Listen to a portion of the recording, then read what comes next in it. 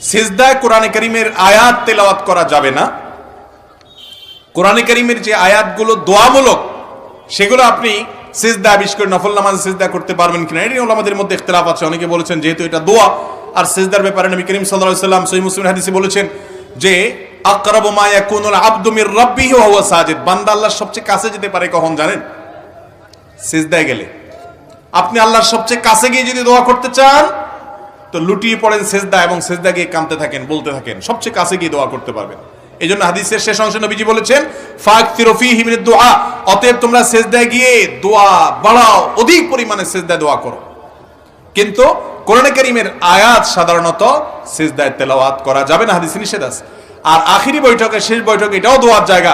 সহিহ বুখারীতে আসছে নবী করিম সাল্লাল্লাহু আলাইহি ওয়াসাল্লাম বলেছেন সুম্মা লিয়াতাখায়্যার মিনাদ দুআ ইমাশা, আখিরি বৈঠকে আত্তাহিয়াত দুরূদ পড়ার পর সেই জন্য তার চাওয়াগুলো আল্লাহর কাছে পেশ করে, কিন্তু এখানে মন মতো না, দোয়া মাসুরা হতে হবে। হাদিস বর্ণিত এবং নস বর্ণিত দোয়া পড়তে পারে।